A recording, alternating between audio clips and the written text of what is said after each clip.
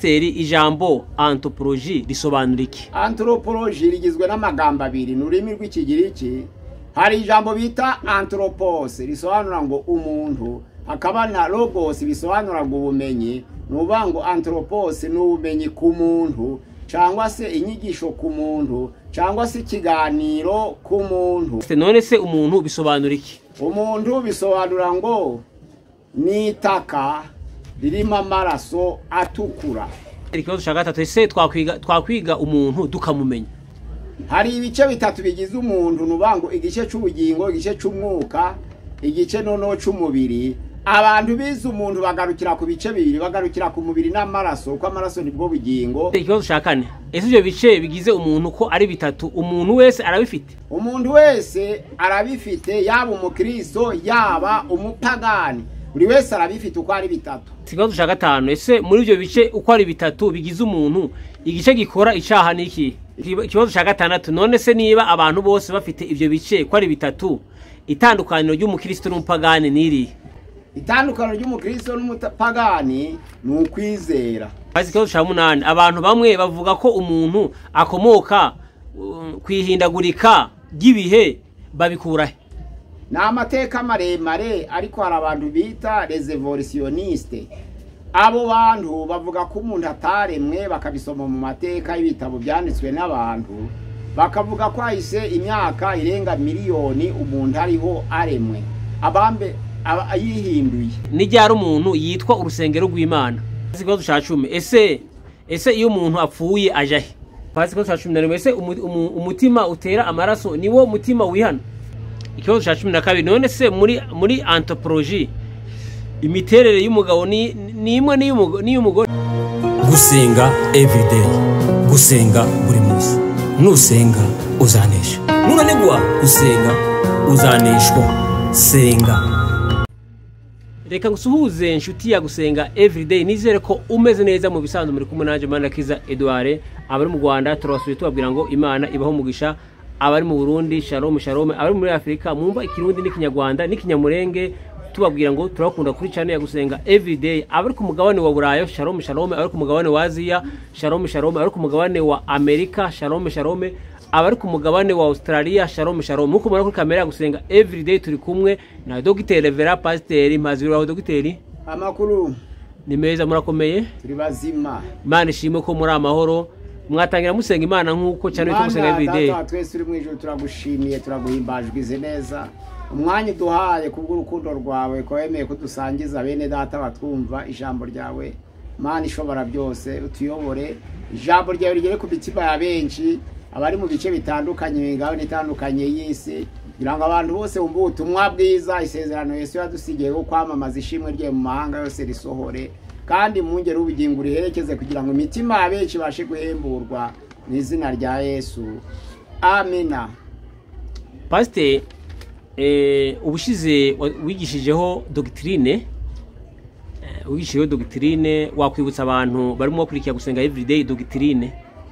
Turakurikira inyigisho zitubwira inyigisho nzima z'itoro bita doctrine. Ni ukuvuga ngo tugeze ku cyigisho cyitwa anthropologie, ni cya gatandatu. Twize icyigisho cyitwa ibyanditswe byera, ariyo bibliologie. Twize icyigisho cyitwa theologie, ariyo kwiga ku mirimo y'Imana. Twiga icyigisho cyitwa christologie, ariyo Kristo. Twiga icyigisho cyitwa pneumatologie, umwuka wera. Icya gatanu twiga icyigisho cyitwa angelologie, abamarayika. Icya gatandatu twiga icyigisho cyitwa anthropologie, ntitwakirangiza, nico tugiye gukomeza. Ubwo icya karindwi ni hamartologie, icyaha. Icya munane ni soteriologie, agakiza. Icya cyenda ni ecclesiologie, itorero. Icya 10 ni eschatologie, iminsi ya nyuma cyangwa iminsi y'imperuka. Ubwo turi kuri doctrine ya gatandatu. Izo nyigisho uko ari 10 zubatse icyigisho kimwe cyitwa doctrine, inyigisho nzima z'itoro zikwiriye gutangwa kugira ngo zikomeze abera bitorero. Pasiteri, wakwifuza izo nyigisho za doctrine, ese wawe ufite ahantu zanditse abazifuza? Ukeneye inyigisho za doctrine uko ari 10, dufite service yazo, kandi anakurikiye no kuri channel ya Gusenga everyday yazumva, aho yakwifuza kwaba kugura silabisi, kwaba gukurikira ubusobanuro kuri channel ya Gusenga Everyday, byose yabibona. Imana ibafashe kandi bawumugisha. Pasiteri, tuye kubaza ibibazo kuri iki isomo rya anthropologie, isomo ry'umuntu. Ese pasiteri, ijambo anthropologie risobanura iki? Anthropologie rigizwe n'amagambo abiri n'ururimi rw'ikigiriki. Hari ijambo bita anthropos risobanura ngo umuntu, hakaba na logos bisobanura ngo ubumenyi. Nuvuga ngo anthropos ni ubumenyi ku muntu, cyangwa se inyigisho ku muntu, cyangwa se ikiganiro ku muntu, cyangwa se izindi nyigisho ku muntu. Ubwo nuvuga ngo tugiye kureba ku bumenyi bw'umuntu. Urakoze pasiteri. None se umuntu bisobanura iki? Umuntu bisobanura ngo ni itaka ririmo amaraso atukura. Itaka ririmo amaraso atukura, ko Imana yaremye umuntu mu butaka, imuhemekeramo umwuka w'ubugingo kugira ngo ubugingo buzima, agira amaraso. Ijambo Adamu niryo risobanura umuntu, ntabwo risobanura umugabo. Ni ukuvuga ngo Adamu ni umuntu, bisobanura ngo umuntu, bisobanura ngo ibumba, bisobanura ngo amaraso, bisobanura ngo kuba umutuku. Nuvuga ngo ni ibumba ririmo amaraso y'umutuku, niryo bisobanura umuntu. Umuntu agizwe rero n'amaraso ariko aremwe mu butaka, none ya maraso akaba umutuku, niyo yitwa Adamu mu Giheburayo umuntu. None se pasiteri, ikibazo cya gatatu, ese twakwiga umuntu tukamumenya? Hari ibice bitatu bigize umuntu, nuvuga ngo igice cy'ubugingo, igice cy'umwuka, igice noneho cy'umubiri. Abantu bize umuntu bagarukira ku bice bibiri, bagarukira ku mubiri n'amaraso, kuko amaraso nibwo bugingo. Usomye Itangiriro ibice 9, amaraso nibwo bugingo. Nuvuga ngo twiga amaraso tukiga umubiri, ariko nto twakwiga igice cy'umwuka. Bibiliya iratubwira muri Yeremiya igice cya 17 umurongo wa 9, haravuga ngo umutima urusha ibintu byose gushukana, kandi ufite indwara ntabwo wizera gukira. Ninde wawumenya? Ninde wawurondora? Ariko ku murongo wa 10 Yeremiya igice cya 17 aravuga ngo njewe Uwiteka ninjurondora umutima w'umuntu nkawumenya. Ariko abantu ntabwo bakwinjira profondema ngo bagere ku mutima w'umuntu, ahubwo twiga umubiri n'amaraso. Noneho rero twamara kwiga umubiri n'amaraso, iyo ni biology, ni anatomy, bikagarukira aho ngaho. Ariko kwiga umutima w'umuntu ugeze kure ku buryo abantu batabasha kuwiga ubwabo, Imana yonyine niyo ibasha kurondora ikawumenya. Ariko abantu ntabwo babasha kuhagera, ni igice abantu batageraho. Wa mwuka w'ubugingo Imana yamuhumekeye bimaze kurema umuntu mu mukungugu, ikamuhumekeramo umwuka w'ubugingo uko byanditswe mu Itangiriro 2:15. Ico gice ntabwo abantu bakimenya. Izo mabere byavuze ngo umutima w'umuntu urusha ibintu byose gushukana, kandi ufite indwara ntiwizera gukira. Ninde wawumenya? Murongo wa 10 nje Uwiteka ninje urondora nkawugeraho nkawumenya, kandi gahemba buri wese ibihwanye n'imirimo ye. Ikibazo cya 4, ese ibyo bice bigize umuntu ko ari bitatu, umuntu wese arabifite? Umuntu wese arabifite, yaba umukristo yaba umupagani, buri wese arabifite uko ari bitatu: umubiri, umwuka n'amaraso, ari bwo bugingo bw'ibiva amaraso. Umuntu byose uko ari bitatu waremwe arabifite. Ntibireba umukristo cyangwa umupagani, umukristo arabifite n'umupagani arabifite. Kubera iki? Bigaragazwa nuko n'umupagani aziguhitamo. Umuntu wese rero uzi guhitamo abafite bitatu, abafite uwo mubiri n'amaraso n'umwuka, kuko azi guhitamo. Ni by'amatungo rero atabasha kugira. Basi ikibazo cya 5, ese muri ibyo bice uko ari bitatu bigize umuntu, igice gikora icyaha niki? Icyaha kibanziriza mu bitekerezo. Nukuvuga ngo usomye Matayo 5:27 haravuga ngo mwumvise ko byavuzwe ngo ntugasambane. Ariko nje ndavuze ngo umuntu yitegereza umugore wa mugenzi we akamurarikira, tayara barangije gusambana nawe mu mutima. Nukuvuga ngo habanza igice cy'umutima. Ico gice cy'umutima ntabwo ari organe cœur, ahubwo ni esprit. Nuvuga ngo ni mu bitekerezo. Icyaha kibanza gukorerwa mu bitekerezo, kikazaza kugera ku mubiri nyuma no ku maraso. Ariko Imana ikibona kikiri mu bitekerezo, kandi kikazacirwaho iteka muri ibyo bitekerezo nubwo cyaha kitageze ku mubiri. Ubwo rero gitangira mu bitekerezo, ariko igitangira kurema icyaha ni umutima, ni ibitekerezo ari wo mwuka. Pastor akoze ikibazo cya gatandatu, none se niba abantu bose bafite ivyo bice ko ari bitatu, itandukaniro ry'umukristo n'umupagani niri? Itandukaniro ry'umukristo n'umupagani ni ukwizera. Ni ukuvuga ngo rira jambo rivuga mu Bakorinto ba 2 igice cya 7 umurongo wa 10 avuga ngo umutima ugira agahinda utera kwihana, ariko umutima utekereza ku by'isi ujana kurimbuka. Ruvuga ngo umutima w'agahinda, agahinda kava mu mutima, nico umukristo atandukanye n'umupagani. Iyo akoze icyaha agira agahinda kava mu mutima kakamutera kwihana no kwatura, byamara bikamuhesha ubugingo buhoraho. Umupagani rero kuko agira agahinda cy'isi bimuzanira urupfu no kurimbuka, naho bitandukaniye gusa, ntabwo ni ukwizera. Urakoze Pastor. Cya 8, abantu bamwe bavuga ko umuntu akomoka kwihindagurika ry'ibihe, babikurahe? Ni amateka maremare, ariko hari abantu bita les evolutionnistes. Abo bantu bavuga ko umuntu ataremwe, bakabisoma mu mateka y'ibitabo byanditswe n'abantu, bakavuga ko ahise imyaka irenga miliyoni umuntu ariho aremwe, abambe ayihinduye. Ijambo ry'Imana riravuga ngo niba yarabanje kuba ikinyamushongo, agakurikizaho kuba ifi, agakurikizaho kuba igikururuka, agakurikizaho kuba inyoni, agakurikizaho kuba inkende, yankende ikazavamo umuntu dufite uyu munsi wa none.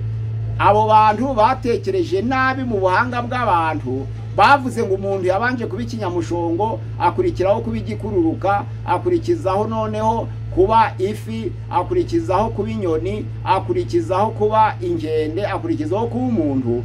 Ntabwo ari byo, kuko umuntu arahari, n'inkende irahari, n'ifi irahari, n'inyoni irahari, n'igikururuka kirahari, ndetse n'ikinyamushongo kirahari. Yabaye umuntu yaravuye ku kinyamushongo akinjira ku ifi, akinjira ku gikururuka, akinjira ku nyoni, akinjira ku nkende, akinjira ku muntu, ntabwo ikinyamushongo kiba kikiriho, ntabwo ifi iba ikiriho, ntabwo igikururuka kiba kikiriho, ntabwo inyoni iba ikiriho, ntabwo noneho n'inkende iba ikiriho, kuko iba yarabaye nyine uwo muntu aba ari umuntu uriho gusa. Ariko kuko umuntu ariho, iyo nkende ikabiriho, kandi ariyo yahindutse umuntu, ni ikinyoma. Ntabwo umuntu yavuye mu ihindagurika, ahubwo umuntu yaremwe n'Imana kandi aremwa ku ishusho yayo. Urakoze Pastor. Nijyara umuntu yitwa urusengero rw'Imana? Umuntu yitwa urusengero rw'Imana iyo ari mu mwuka wera. Iyo umuntu ari mu mwuka w'Imana, nizo mpamvu ijambo ry'Imana mu Bakorinto 2 igice cya 3 umurongo wa 16 ngo nimuzi ko muri urusengero, muri imibiri yanyu ari inzu y'umwuka. Ariko igice cya 6 umurongo wa 19 aravuga ngo imibiri yanyu ni urusengero rw'Imana, ruvuga ngo umwuka wera ntaba muri mwe. Rero urusengero rw'Imana, umubiri wacu urusengero rw'Imana, iyo dukoze imirimo myiza itegetswe n'umwuka wera, biba bigaragara ko umwuka wera ari muri twe. Iyo abantu bakoze imirimo myiza, bagakora imirimo itegetswe n'umwuka wera, ya mirimo iba igaragaje ko umwuka w'Imana ari mu bantu. Icyo gihe hinduka urusengero rw'Imana, kuko Imana ntiyatura ahari ibibi, ahubwo iyo hari ibyiza niho haba umwuka wayo, hakaba n'urusengero rwayo. Duhinduka urusengero rw'Imana rero turi mu mwuka wera wayo. Urakoze Pastor. Ikibazo cya 10, ese iyo umuntu apfuye aja he? Usomye igitabo cy'umubwiriza ibice 12 ku murongo waho wa 7 haravuga ngo iyo umuntu apfuye umubiri niwo usubira mu butaka, kuko yaremwe mu butaka. Kandi ijambo ry'Imana riri mu isezerano Itangiriro 3 umurongo wa 19 haravuga ngo kuko wakomotse mu butaka uzasubira mu butaka, wavuye mu butaka uzasubira mu butaka. Umubwiriza 12 umurongo wa 7 haravuga ngo wa muntu asubira mu butaka, umwuka ugasubira ku Mana yawutanze. Ni ukuvuga ngo Imana ni itegeko umwuka, Imana ni usubirana iyo umuntu apfuye, ariko wa mubiri we ugasubira mu butaka. Bya bintu byose bishirira rimwe, yaba umwuka, yaba amaraso, yaba umubiri. Amaraso yo twita ubugingo, hari haravuga ngo amaraso arakama iyo umuntu apfuye, umwuka urahera iyo umuntu apfuye, umubiri urabora iyo umuntu apfuye, nta gisigara. Iyo amaraso akamye umuntu arapfa, iyo umuntu apfuye umubiri urabora, iyo atagihumeka nta maraso aba akiri muri we. Ibyo bintu byose bifatanije hamwe kuzuza nk'ubutatu bw'umuntu, nibwo bita ubutatu bw'umuntu. Ubutatu bw'umuntu busobanura ngo umwuka iyo aheze amaraso arakama, umubiri ukabora. Iyo umubiri upfuye umwuka uburaho ukorera ugasubira ku Mana. None iyo amaraso akamye umubiri nawe urabora. Ariko none iyo umubiri upfuye amaraso nayo arakama. Nuvuga ngo nta gisigara iyo kimwe kivuyemo, kuko umuntu bamwita trikotomike, si kimwe n'inyamaswa ngo ni dikotomike. Oya, ni bitatu, kimwe cavaho bikaba birarangiye, umwuka ugasubira ku Mana yawutanze, noneho umubiri ugasubira mu butaka. Byase ryo kuvuga ngo twavuye mu butaka tuzasubira mu butaka, rikaba rirujujwe, rikaba rirasohojwe. Urakoze Pasi ko 11. Ese umutima utera amaraso niwo mutima wihana? Hari organe nka cœur. Ikintu cyitwa organe nka cœur gitandukanye n'ibitekerezo. Hari umutima bavuga ntabwo ari cœur, ntabwo ari organe, ntabwo ari uriya mutima utera amaraso ya. Ahubwo umutima bavuga ni ibitekerezo byo guhitamo. Wa mwuka Imana yahumekeye mu muntu bita umwuka w'ubugingo. Imana imaze kurema umuntu mu butaka nk'uko Itangiriro 2 birutangiye ku murongo wa 15 n'uwa 16. Imana imaze kurema umuntu mu mukungugu imuhumekeramo umwuka w'ubugingo, ahinduka ubugingo buzima. Ico gihe rero uwo ahindutse ubugingo buzima agira gutekereza. Bya bitekerezo nibyo twita umutima. Nizo mpamvu muri iriya organe y'umutima bita cœur ntabwo ari mu Imana iba.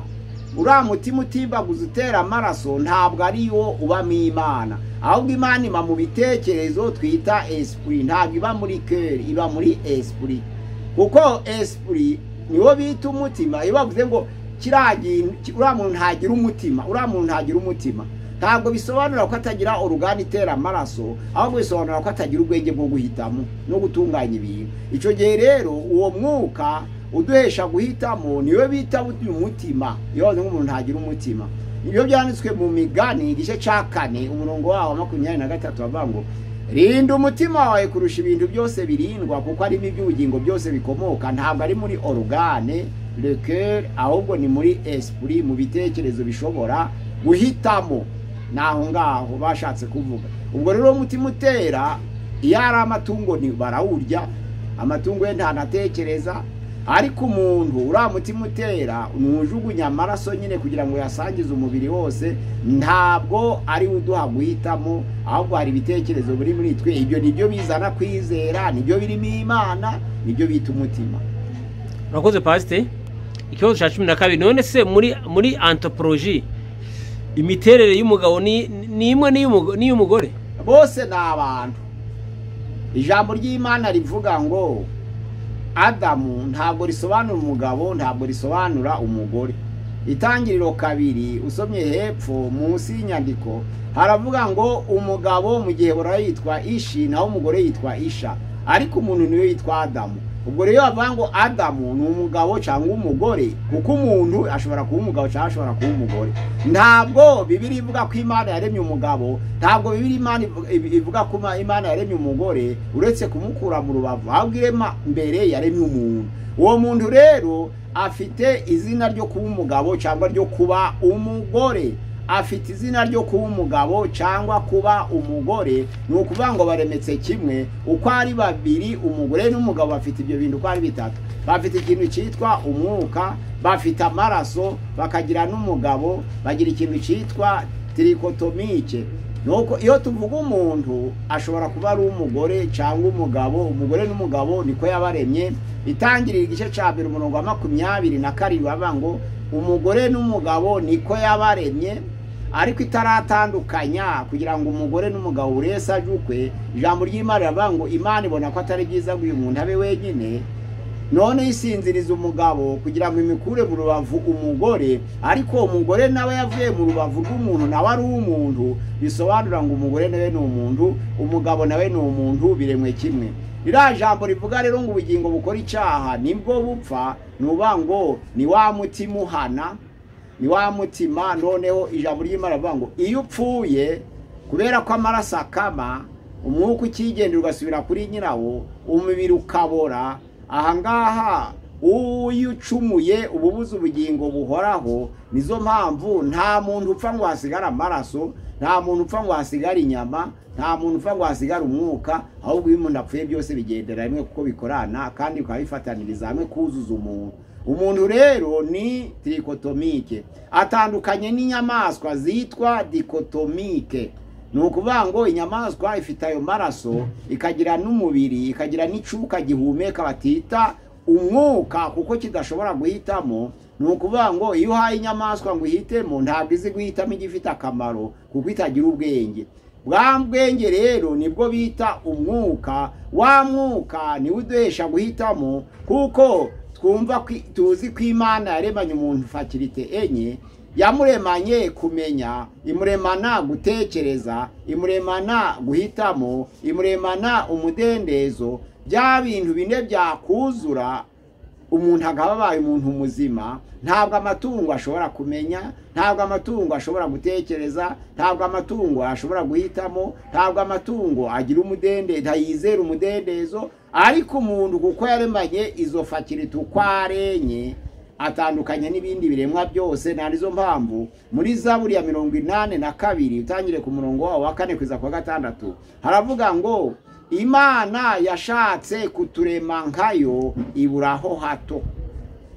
Twari tugiye kumera nk'Imana muri kamere yacu, ariko kamere y'icyaha dutandukanije n'Imana. Ku ijambo ry'Imana rivuga ngo icyaha cyazanywe mu isi n'umuntu umwe, cya cyaha kizana urupfu. Rwa rupfu rugera ku bantu bose kuko bose bakoze ibyaha. Ahangaha rero kubwo gucungura umuntu muri anthropology na hamartology, ijambo ry'Imana riravuga mu Bakorinto wa mbere 15 umurongo wa 45 ngo Adamu wa mbere yari ubugingo buzima, ariko Adamu wa kabiri yahinduka umwuka utanga ubugingo. Ni ukuvuga ngo kugira ngo tuzahabwe ubugingo buhoraho nuko twakwizera Adamu wa kabiri ari we Yesu Kristo.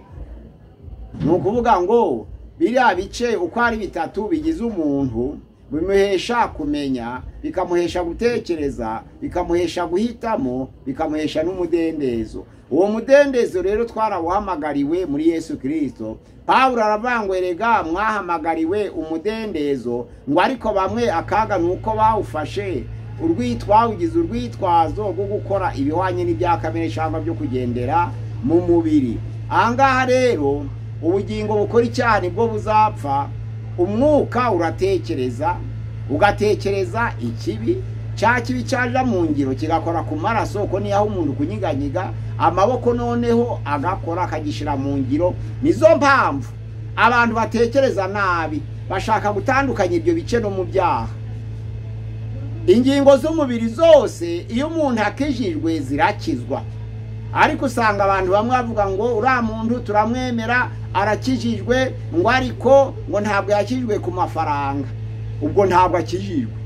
Uriya muntu arakijijwe, ngo ariko ngo tumushidikanyaho, ngo arakijijwe turamwemera, ngo koko ngo ubona ari umuntu w'Imana, ngo ariko ntabwo yakijijwe ku gitsina.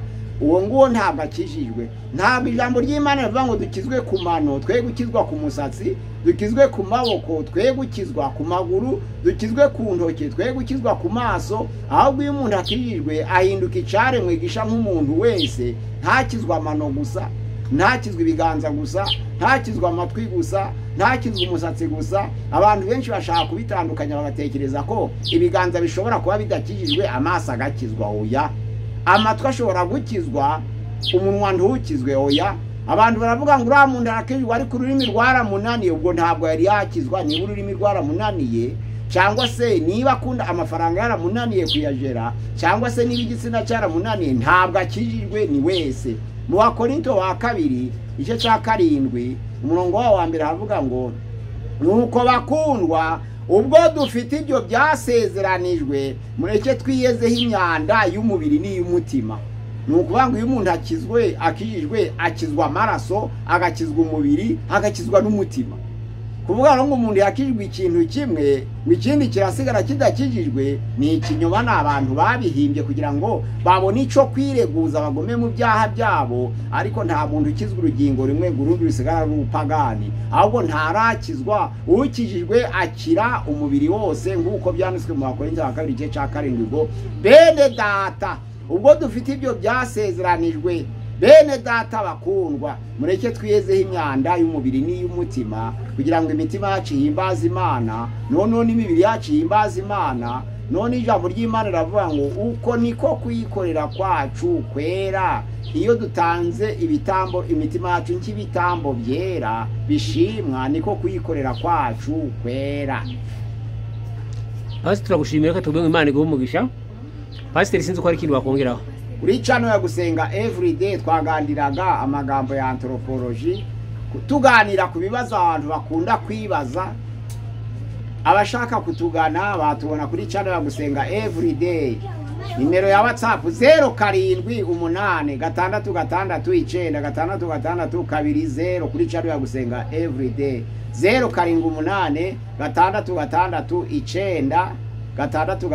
0786669620 murakoze. Imana ihumugisha abatwumva mwese n'abashaka kubaza mwabaza kuri iyo nimero n'abakeneye silabisi ya anthropology mwatwandikira tukayiboherereza yabi ya doctrine ya bibliology mwayibona yabi ya theology mwayibona yabi ya christology mwayibona yaba ya pneumatology mwayibona yabi ya angiology mwayibona yabi ya anthropology mwayibona yaba ya hamaritology mwayibona ishingiye ku caha yaba ya soteriology kugakiza mwayibona yabi ya ecclesiology kwitoro mwayibona yaba ya eschatology misi imberuka bayikeneye twayibaha kuri silabisi utabonye silabisi agakurikira kuri channel ya gusenga everyday. Murakoze bari bomugisha. Pastor reka tugushime tubwiye ngo Imana iguhe umugisha. Reka dushimire umuntu yabanye natwe muri kana tubwiye Imana iguhe umugisha. Dushimire umuntu wakanze subscribe nawe ushobora kuba ubwa mbere ukaba utarakanze subscribe wakwiyandikisha kuri uzazobona ibiganiro byacu bitakugoye cyangwa ukora sabone. Dushimira umuntu ufata ikiganiro cyacu akagisharinga cyangwa akagiparitaja cyangwa agihereza inshuti yiwe tumbire ngo nawe Imana iguhe umugisha ikiganiro nawe ubutaha. Shalom shalom shalom. Gusenga everyday, gusenga buri munsi. Nusenga uzanesha. Nunanigwa gusenga uzaneshwa. Senga.